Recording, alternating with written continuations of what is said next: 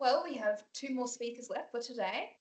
Our next speaker has previously spoken at many security conferences, including Black Hat, and has co authored a few Microsoft Press technical books.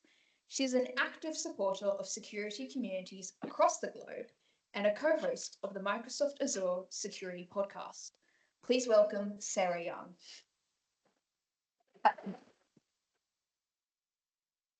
Hi, everybody. This is the third time I've spoken in like 3 days. So hello again. If you've watched me, thank you for not getting really bored of me because there's only so many times, no matter how great a presenter you are, that you can listen to someone's voice. But today I'm going to do the talk that I was actually scheduled, well, this afternoon, I'm going to do the talk that I was actually scheduled to do here at besides Sydney. The other one was just a fill in for someone who couldn't make it. So if you didn't come to that or anything else I've ever done, obviously I've had an introduction, but my name is Sarah Young. I am a principal security advocate at Microsoft. I live in Melbourne. I spend probably more time doing things overseas than I do here in Australia. So it's really nice to do stuff a little bit more local. I've worked into security for far too long nowadays. I love talking about security. I would be strange doing my job if I did not. I've got two cute dogs. I just pimp the dogs because it's a much nicer thing to put on the screen than me. And I have, as my introduction said, I've written some Microsoft Press books. If you've done some Microsoft exams, you may have read a book that I at least co-wrote. And I have a podcast which disturbingly people actually listen to. So, what am I going to talk about today to hopefully keep you awake for the last couple of talks of the day? I'm going to talk to you about planes. Now, I spent a lot of time on planes, particularly in the last 5 or 6 years, minus COVID in the middle. And as my mother would say, planes are great bits of kit. That is pretty much what she said. They are great bits of kit. They are obviously amazing pieces of engineering. They are designed by very smart people and probably much smarter than me. And a fun fact, when I was younger, I was actually scared of flying, like really scared of flying. And I decided I would teach myself about flying to understand the mechanics of it more so I wouldn't be scared. It didn't work, but I did learn a lot more about planes. And what actually worked for me was exposure therapy that my employer threw me on a plane pretty much every week for years. And I kind of stopped caring about planes after that because you just can't. But anyway, this is what we're going to talk about.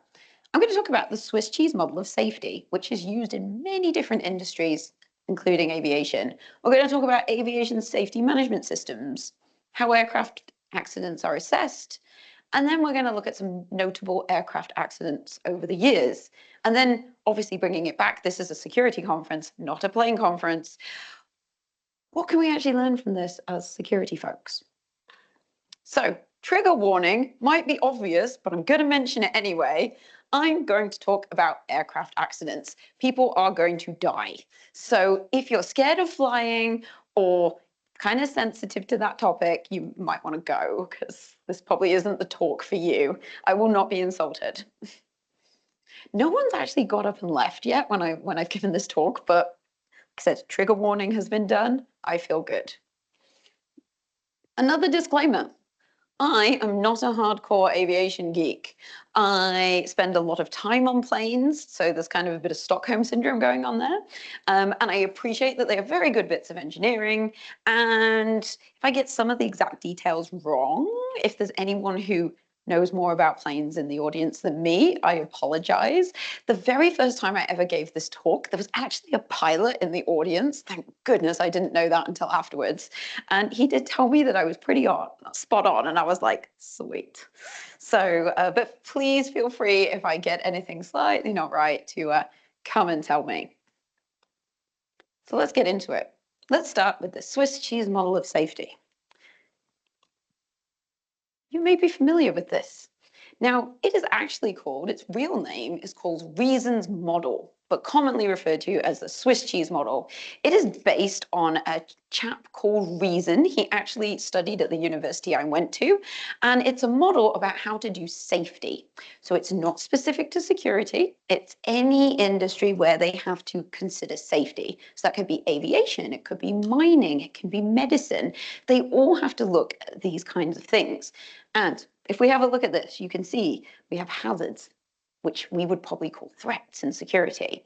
And then we have, at the other end, accidents and losses, which would be a security breach or something in IT. And then we have these two different sides of how these things can line up.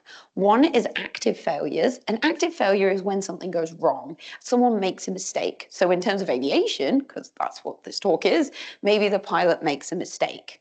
And then we have latent conditions. That's things in the environment that aren't as controllable that can also cause problems. So in terms of aviation, we'd probably be looking at something like the weather, something that we don't control but can have effects. And does this look like, obviously in security, we call this defense in depth. So the idea is that we have multiple layers of security controls, and if one fails, another one will block the problem. But it's only when all of those things line up that a bad thing happens. It's exactly the same in safety and in aviation. So here's a lovely GIF, you can call it whatever you want, of how they dealt with COVID in New Zealand. So it was very similar to here. I know it depended on the state, but what you can see is all the different controls they put in to try and deal with COVID. So on the left there, you've got border closures, controls. I actually got stuck outside Australia during COVID because I am not a citizen. Thanks, Oz. And then on the other side of things, we have the people staying home if they're sick, cleaning surfaces, hand washing, and you can see all of these different things. We have lockdowns in the middle there, and some of those combinations work well, and obviously, as we went through the pandemic, we changed some of these controls. We had more, we had less. And so as you can see, as we start to take away some of those layers, that's when it was more likely COVID, you would catch COVID. I think just this is very, very topical.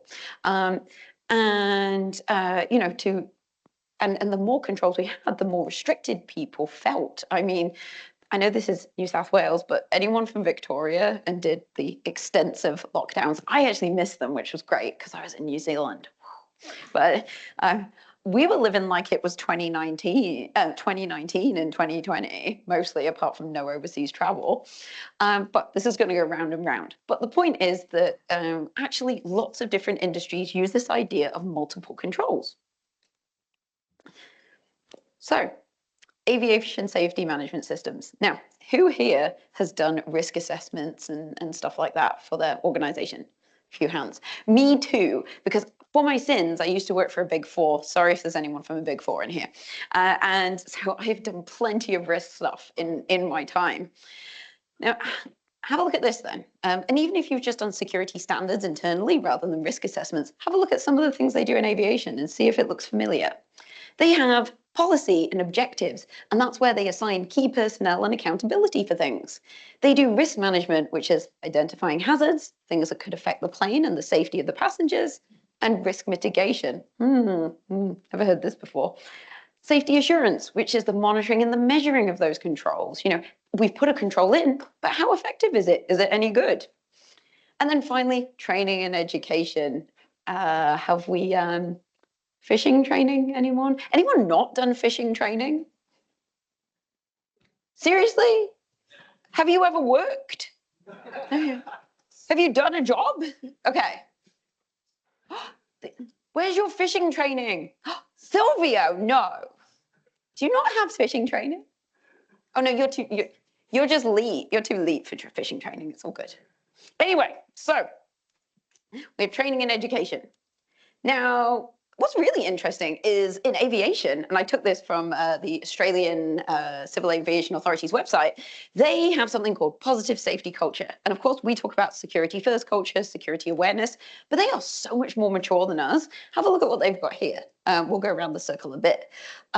Flexibility, where the culture and the behavior adapts to change. Lovely. Just culture. Now, this one's a good one. Culture that discourages blaming an individual for an honest mistake that contributes to an incident. Let's have a look. I'm not going to name a specific incident that may have happened, may or may not have happened in the last couple of months. But if we think about said specific accident that may have taken out all the supermarkets in Australia, and if you were following that online, you may be aware that there was blame placed at the foot of an intern. An intern that nobody actually knew existed, and there was no evidence that person existed, but they did that because we love to blame someone. Has anyone here been part of a security or an operational incident, and it's been firmly the blame has been placed with one person or one team, even though that was arguably very not justifiable? One there.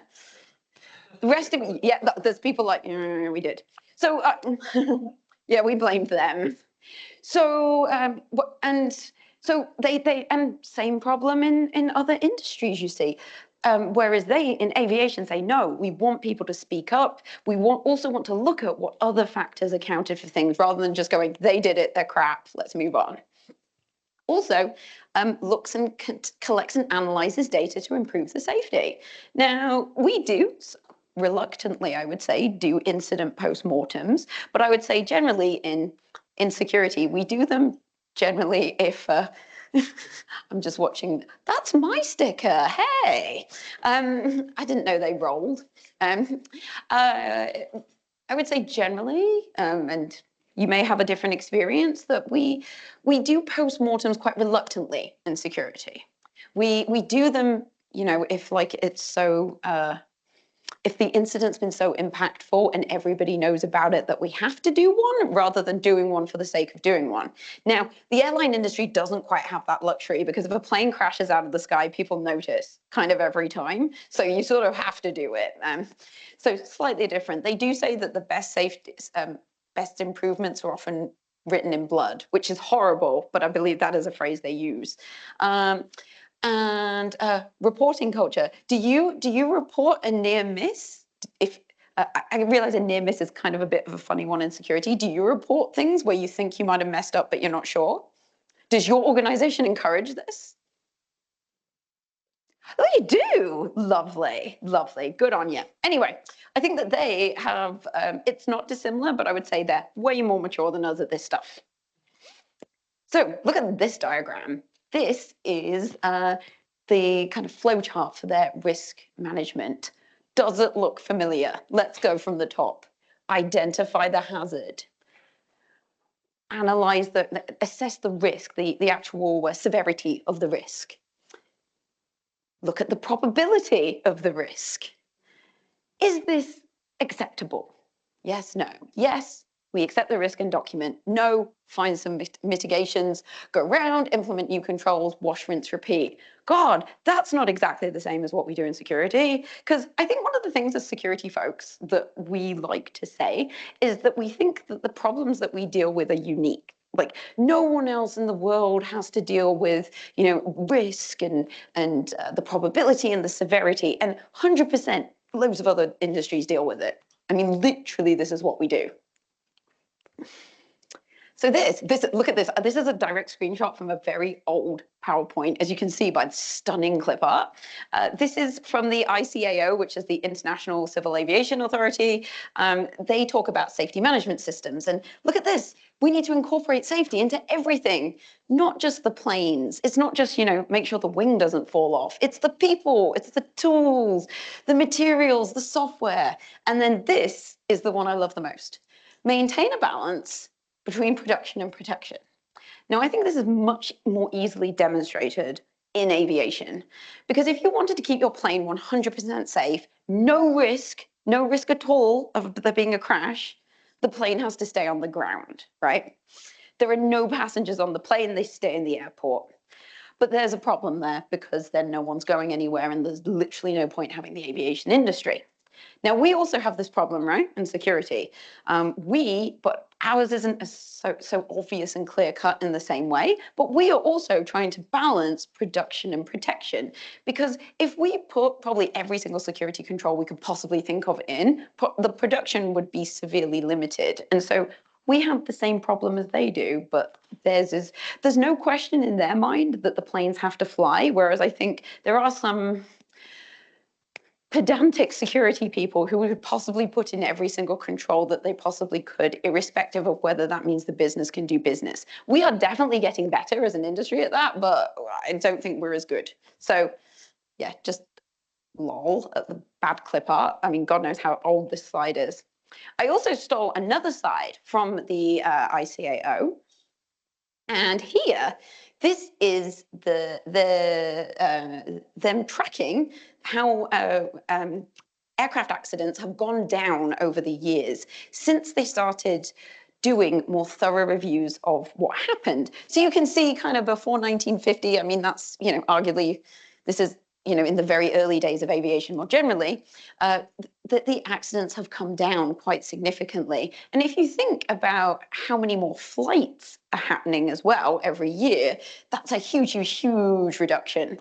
Now, sadly, wouldn't it be amazing if we could get these kind of stats in security? I don't think they would look like this, but and that would require everybody to be very transparent and admit mistakes. And sadly, I don't think we'll ever get that.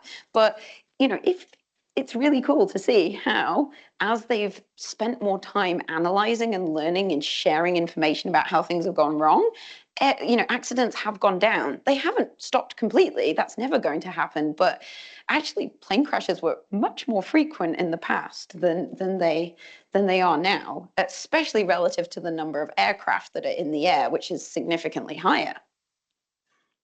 So, as you can see, it's actually they're a lot better than us. They're far more mature. So, how do aircraft accidents get assessed? Let's have a look at this and maybe compare it with if you do it, how you would assess a security incident within your organization. So, first of all, go and gather the evidence. I'm sure you've seen when there is a horrible aircraft accident that they go to the site and the investigators put everything in bags and start collecting things and go and usually take it all to a warehouse to go and analyze it. And they can spend days and months doing this. And if the plane is in the sea, they go and look for it. I know MH17, the one that disappeared, but generally they spend a lot of time and effort trying to do this and find it. Then they'll take that evidence and they'll start examining it and analyzing it, trying to work out what happened. So it might be relatively clear cut, or at least on the surface, the wing fell off, but they still, I know. Sorry, like I said, don't stay in this talk if you're scared of flying. Wings don't just fall off, by the way, that's not a thing. But say the wing just fell off, that's obviously the immediate cause of the accident because planes kind of need wings. But why did the wing fall off? Was it that they didn't maintain it properly? And if they didn't maintain it properly, why did the engineers not do that? What cultural things led to the engineers not doing what they should have done on the plane? Have you ever heard anyone go into that much depth in any kind of IT report? It's usually they did it wrong. Done. So they're much, much, much more thorough. They draft the report, it's internally reviewed. Generally, these aircraft accident reports are done, sometimes it depends a little bit, but it's usually done by the country that the accident happened in, or by the country of the airline that was involved in it, where the aircraft came from. That's not a hard and fast rule, but generally. Then they'll do an external review with external experts. It'll be approved, and then the whole report is put out publicly. Some of the aircraft accidents I'm going to talk to you about in a second, you can go and read the official report online. They're all public.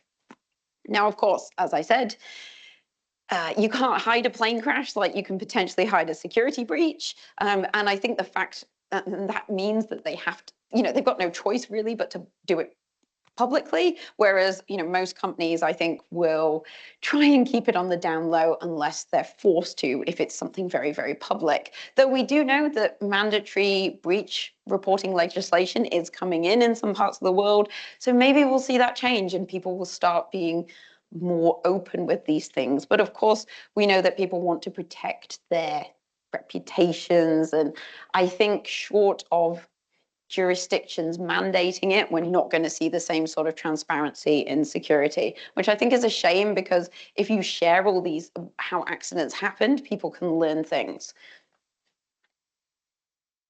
Okay, this is what you're all here for, right? Like, we're going to talk about plane crashes. That sounds so weird. I'm like, we're here for plane crashes, right? Okay. But let's talk about a few, and let's look at how that Swiss cheese model, all those holes lined up for something bad to happen, because it is not, planes do not just fall out of the sky. Okay. First up, Air France. We're going to skip around a bit in the years here. I did not do these in a logical order. They are not in timeline order, but let's start here. Air France 447, that was a flight in June 2009. It was from Rio de Janeiro to Paris. And again, I'm doing this quite high level. At the end of the talk, I will link to some videos and articles if you want to go read in depth. But essentially, what happened here was the pitot tubes on the plane got blocked by ice whilst it was flying along. Now, if you don't know what a pitot tube is, they look like little guns. They're the little things that look like guns on either side of the plane, just underneath the cockpit. There's usually 3 of them, so one on one side, one on the other, and kind of a spare, failovers. And they got blocked by ice, because there is a lot of ice in the atmosphere at a high level. Now, that's not a massive problem. But what pitot tubes do, well, it's a problem, but only a temporary one. What pitot tubes do is the air passes through them and they measure the speed of the plane and things like that, which is quite important for pilots to know. So they got blocked by ice, and it made the speed warnings on the pilot's monitors go a bit funny, and they were like, oh God, okay. Now, the correct thing to do was to just chill for a minute, and the pitot tubes would clear because the planes are moving quite fast and everything goes back to normal. But these pilots panicked, and so they started to move the plane. And again, like I said, please go watch the videos for like a more in-depth technical thing. Don't kill me if you are an AV person. The pilots got confused. They thought they had to take action. So they were like, oh, what do we do? We better, like, the plane, it looks like the plane's slowing down. We'll go up, we'll go down. And essentially what they did was they ended up stalling the plane. Now, if you don't know, an aerodynamic stall is not the same as a car stall. If you don't know how planes work, think of when you put your arm out of a car, you feel the air and the air gets heavy and your arm sort of goes like that. That is how planes work. They get really fast and the wings start generating lift, and that's how they take off. So in order to, and planes have to be going at a certain speed to keep generating the lift to keep flying. So an aerodynamic stall is when basically you slow the plane down to the point that the wings aren't generating enough lift, and that's when the plane would drop. These guys, they were experienced pilots, and you really shouldn't, as an airline pilot, you should not stall a plane. They did. What's really sad is these were the 2 more junior pilots in the cockpit, and the captain was called back from his break because there was 3 of them and they were rotating because it was a longer flight. And the captain actually worked out what they'd done, and he told them, no, you need to put the nose down, because if you put the nose down on a plane, you go faster, and then that makes the wings like generate the lift. So it sounds a bit counterintuitive, but this is what all pilots should know. It's like flying basics. He realized what had happened because they've got this from the voice recorder, but it was too late. They were too low down and they didn't have enough distance to be able to recover the plane. So here it was, if this had happened when the captain was on duty, I don't think it would have happened. If the pilots had been better trained, they were more junior, they panicked, and there was a lot of reliance on automation. And when the pitot tubes got blocked, the autopilot turned off. That's part of the feature of the plane. It's a safety thing. Now, if they'd have just held the plane level and done nothing else, would have been fine. But they panicked, thought they had to do something, and it caused an accident. So you can see it wasn't just one thing here. There were a lot of factors, like technical and people, that went into this accident happening. Next up, going back a long way, to the 1950s. Now, this bad boy is called a de Havilland Comet. It was the first jet plane ever. So jet planes started in the 1950s after the Second World War, and jet planes were very exciting and new because planes before this, as I'm sure you know, were like propeller planes, much slower, had to fly much lower. The exciting thing about jet planes was they could go faster and they could fly higher.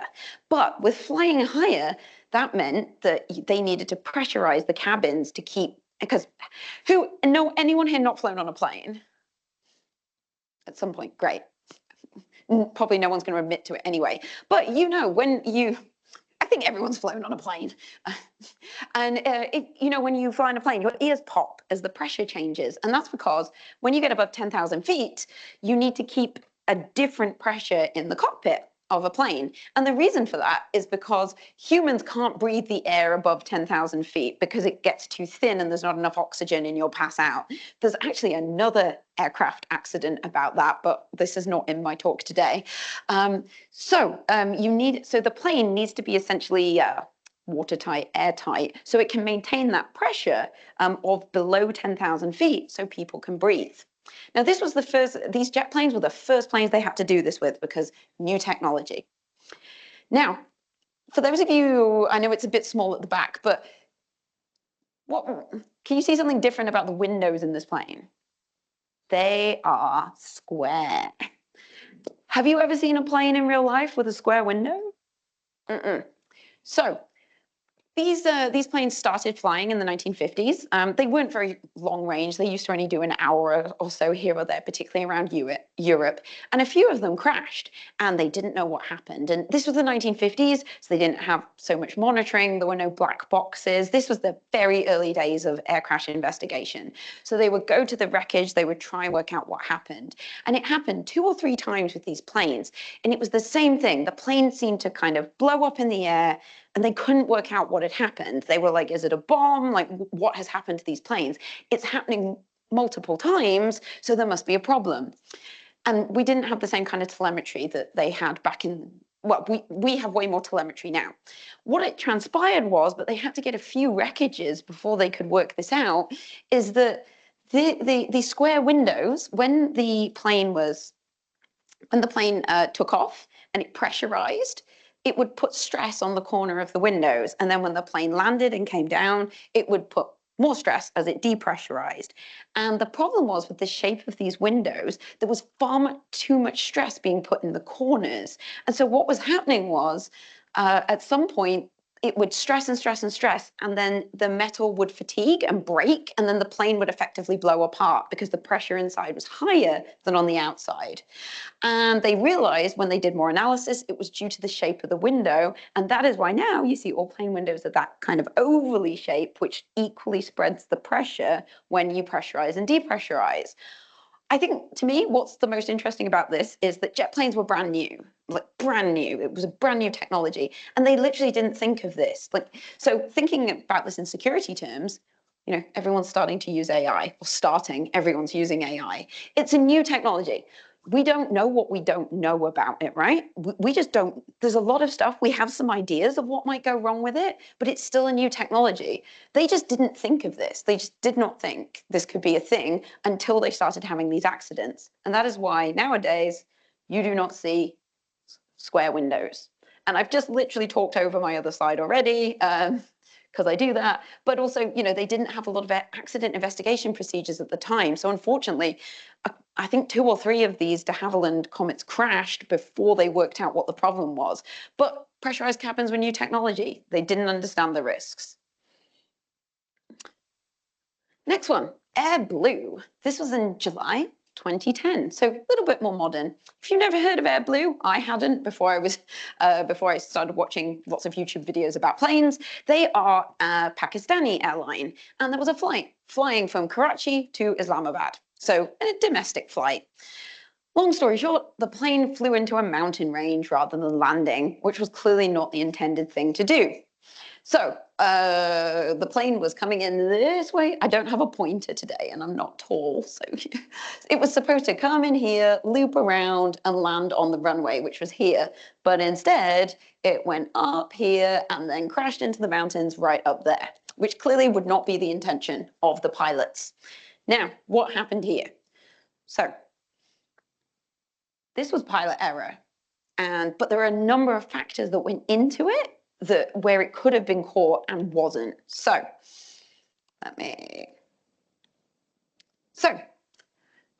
pilots got confused. At the beginning of this flight, there was just a captain and a first officer. The first officer was quite junior, the captain was quite senior. And this is all on the voice recorder. So when they started the flight, the captain starts grilling the first officer about random flight things. Now, this wasn't a training flight, so that was not necessary, and actually he shouldn't have done it. But the captain was like, tell me what you do in this situation. Tell me what you do in this situation, and was like really laying into the first officer. They're not sure why. And eventually they could tell the first officer was like, sorry, sir, blah, blah, blah, blah, and started getting really quiet because he was really beating the guy down. And actually, during this, when they were starting to come into land, the first officer thought they were going the wrong way. And he said one tiny thing like, sir, I think we're doing this. And the captain's like, shut up, pretty much. And so actually what's really sad is the first officer actually realized there was a problem, but because he'd been ground down throughout the flight by his senior, didn't really feel like he could say anything. Also, the airport at Islamabad did not have radar at the time. I think most airports do, but actually it's not compulsory, I don't believe, even now. And so they didn't have radar. So as the plane was flying around, the pilots were saying, oh, we're here. And the air traffic control were like, cool, we'll just take your word for it, because they had, and if they'd have had a radar, they might have seen the plane was going way off. The captain also ignored something called the minimum descent level. Now, which was 2,500 feet. Now, the minimum descent level is something that every single airport has. It's not the same height at every airport. It depends. And essentially, what that is when planes come into land, if they can't see the runway at the minimum descent height, they're supposed to take off and go around again. Now, this captain completely ignored this minimum descent. He couldn't see the runway. It's not surprising he couldn't see the runway because he wasn't anywhere near it. And that's what. But he ignored that. Now, the procedure would have been, at 2,500 feet, he should have gone around and tried again. But he didn't. He continued to descend to 2,000 feet, and that's actually roughly where they hit these mountains. So again, another time where this accident could have been avoided, and this is like a global standard. It's not even a particular airline thing. Why did he not do that? It's like common sense. They also weren't using the standard approach to the airport. All airports have maps of the way you're supposed to approach it. They weren't using that. What was sad about this one was that, as I said earlier, so I'm going to say something different now. The Pakistan Aviation Authority, this report, unlike most airline reports, is really sparse, and it's not as good at it does exactly what I was saying the airline industry usually doesn't do, which is they basically said this was the pilot's fault, they were bad, but they're dead. Oh well, which obviously sounds terrible, but it didn't really look at like, why was the captain ignoring the minimum descent level? That's a global industry standard. Why was he laying into the first officer? Clearly, it was very clear from the cockpit voice recorder that the first officer was like really scared of this captain who'd been laying into him for the whole flight. So again, as you can see, multiple things go wrong for an accident to happen. Now, this one is a very famous air disaster. This is the Tenerife air disaster. It involved two 747s, so two big planes, and this is still to date the biggest single loss of life ever for an aircraft accident. And that's because two very big planes collided into each other. One was KLM, which is a Dutch airline, and one is Pan Am, which was a US airline, which does not exist anymore. The pilot or the captain of the KLM was this dude. He really looks like a pilot, right? Like, he really does. Like, he looks like a pilot. He was like one of the KLM's top pilots. He was in their adverts, but he didn't actually fly that much regularly. He didn't fly regularly anymore. He mostly did training and apparently took pictures for adverts. Now, there's a lot of things that went wrong in this. So, number one, again, there's a lot more to all of these stories, so please go watch the videos if you find them interesting. But the reason this happened is because both of those planes were not supposed to Tenerife. They were going into another Canary Island. I always forget which one, but they had a bomb scare there. So all the planes were diverted to Tenerife. So Tenerife was quite a small airport at the time. It wasn't expecting all these planes. There were other planes there as well, not just these two. And Tenerife Airport, I don't know if anyone has been to Tenerife, it's basically a volcano. And it gets a lot of, the weather's very changeable on one side of the volcano. And so fog and cloud can run in really, really quickly. While all these planes were on the ground waiting to be able to go back to the airport they were supposed to go to, a load of fog came in. And this chap, Captain von Zaventem, really wanted to go home to Amsterdam. And they know this because it's on the voice recorder. He was telling the other pilot, he's like, I really want to go home. So he said, whilst we're at Tenerife, we're going to fuel up to go back to Amsterdam. We're going to save some time. We'll do the hop to the other airport, offload people, pick up people, go home. Sounds like a great plan. But there was also no ground radar at Tenerife as well. And all this fog came in. And basically, the KLM went to take off because they were all ready to go. And the air traffic control were still maneuvering some of these other planes. And the KLM took off whilst the Pan Am flight was taxiing across the runway. It ran into it. And they saw them very last minute. It tried to take off, didn't make it. And some people on the plane on the ground, the Pan Am, survived, but everyone in KLM was died. And again, the first officer of the KLM actually said to this guy, "Are you sure Pan Am's not on the runway?" And he was like, "No, we're fine, let's go." Again, someone impatient, not paying attention. And also, there was a lot of different things that went wrong here. There was some non-standard radio communication. So if you ever watch anything plane related, you know there are some quite specific phrases they use. Now, everybody apart from the Pan Am pilots wasn't speaking in their native language because everyone in aviation uses English. Now, so in Tenerife, they speak Spanish. The KLM folks, they speak Dutch. Now, if there's any Dutch people here, I know that your English is like perfect, but technically it's not your first language. So they used they just said, oh, yeah, okay. And they're not supposed to say, okay is not an aviation term. You shouldn't say okay, because it doesn't really mean anything. And there was some of that as well. And if anyone does radio stuff, you also know that in radio channels, one person broadcasts at a time. And as they were giving some of these directions, someone else bumped in and they actually missed a bit as well. So it was really bad. What's really sad about this is that, I said the captain chose to refuel. So when you refuel a plane, it makes the plane heavier, takes it a little bit longer to take off. Had they not refueled and they'd been lighter, they don't know for sure because they can't. They think that they might have been able to get up above the Pan Am and it wouldn't have happened, which sucks. But again, layers, lots of little things went wrong to line up for an accident to happen. So by now you're probably feeling thoroughly depressed. So I've got one more story for you. One more. Now, this is maybe Lockerbie, if those of you who know Lockerbie in the late 80s, and then obviously 9/11. But before those ones, this was like probably the biggest terrorist related plane accident out there. And it was Air India in 1985. It was a flight that went from Montreal to Bombay with a couple of stops on the way. And it was carried out by a Sikh terrorist group who were campaigning for an independent Sikh state in India. Now, you may know that Canada has quite a big Sikh immigrant population. And so this started over in Canada. What happened was the plane was blown up somewhere over the Atlantic Ocean, kind of close to Ireland. And the bomb was in luggage that was checked into the plane. And in fact, there were two bombs that day that they had planted. One was on this flight and one was on a flight going to Japan from Canada.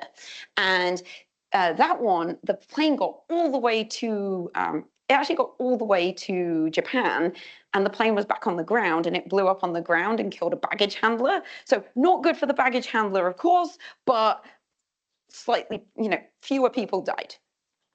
Anyway, there's a couple of things that went wrong. Well, there are multiple things, again, that went wrong here. This is why anyone here been delayed because they've had to offload bags because someone didn't make the plane. This is why.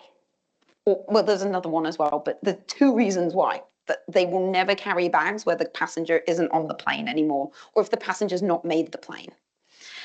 So there's a couple of things that went wrong here. The bomb was originally checked in Vancouver.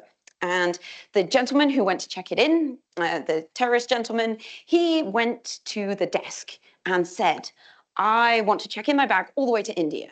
And they said, oh, no, you can't do that, sir, because it didn't work like that. She said, no, we'll have to offload it. I think in Toronto, maybe Montreal. It was on the east coast of Canada. No, it'll have to be offloaded and you'll need to recheck it in again to go to India. And he was like, excuse me, I'm business class. And he really pressured this lady. He was like, I want you to check it all the way through. And even in the 1980s, this was not the procedure, but he put a lot of pressure on her to check it all the way through, saying he was business class, this was disgraceful, blah, blah, blah. And eventually she relented and checked it all the way through. Now that gave the gentleman the opportunity to get off the plane and the bag still go all the way through without him being on the plane. Then there was another chance to catch this at the luggage X-ray machine, because as you know, all luggage is X-rayed. It was broken at one of the stops where they were scanning it. So the baggage was being scanned with manual baggage scanners.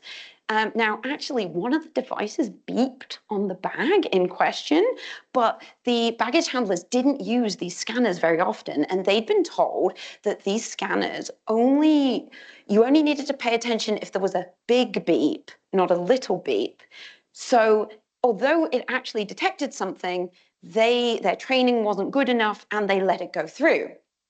And then as bags in the hold were without passengers attached to them, even if they didn't make the plane at the time, weren't necessarily offloaded. So unfortunately, this bag was loaded, it was not caught, the other gentleman got off the plane, and then it blew up over the not the Indian Ocean, sorry, it blew up over the Atlantic. So again, this is why we have to offload bags, one of the reasons. So I've given you some really depressing stories, but what can we learn in tech from this? And I think there's quite a cool little few takeaways we can take away. Too much automation can lead to the loss of essential skills. So automation is a great thing. I am not saying we should not automate things. Please do not take that away from this talk. We do need to automate, but we also need to be conscious that you need to know how to do things if the automation goes wrong. And I think with AI, this is going to become even more pertinent.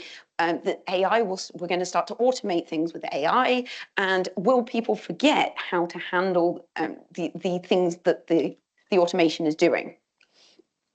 No one is infallible. You should have safe spaces for people to be able to speak up. Junior people can see mistakes as well, because people make mistakes. We're all human. And if people feel like they can speak up, that's way better than someone ignoring something and then, a bad thing happening. It's really, really important that we do this. And I don't think we're very good at that in security, in my personal opinion. Procedures reduce the likelihood of mistakes and misunderstandings. Couple of the stories I've told you here today, if procedure had been followed, the accident wouldn't have happened. If it's either not doing your minimum descent, not going below the minimum descent rate, using OK, which is not an aviation term that means anything, and things like that. Procedures, I know everyone hates them, they're boring, they're a pain to make, but when they're done, they really do reduce the likelihood of people doing the wrong thing because they know the process to follow. Everyone is susceptible to social engineering. I know we like to think as security people, no, I wouldn't click on the dodgy link. It's true. Like, I'm not going to click on I'm a Nigerian prince, here's $1 million. Just give me your, but I need $500. You need to send me $500 first. No. Some of these scams are getting really good. I saw one recently where I was this close to clicking on it because it was a really well-crafted email. So don't be so arrogant or up yourself that you think you can't be susceptible, because you can. That poor lady on the check-in desk, I can't imagine how she felt after what happened, but she gave in. And then you don't know what you don't know, like especially any new tech, especially, I can't believe I'm using this phrase, in the age of AI. You don't know what you don't know. There's going to be a ton of stuff, but not just AI. We're introducing new technology, new combinations of technology. Stuff can happen. And then thorough postmortems are essential. Please do them. Don't just point the finger at one person or one group of people, because it's never just one thing. There's always a number of factors that come into it because different parts of the Swiss cheese model fail at different times. And those holes can and will line up. So you need to try and make it as unlikely as possible. And I think I'm like bang on, according to my laptop, I'm bang on time, done it. Here's, if you want to read, that is not a dodgy QR code. You can scan it, I promise. It's my terrible joke I make every time. It will send you to a page that's got some links for videos and additional resources if you want to read up on it. Thank you for paying attention. It's a Saturday afternoon. I'm penultimate talk of the day. So thank you for your attention. I hope you enjoyed it. Don't think we've got time for questions because I'm up for time, but I will hang around somewhere and you can come and talk to me if you want. I have a few stickers, but most of you cleared me out this morning, so you can come and see what's left. And thank you very much.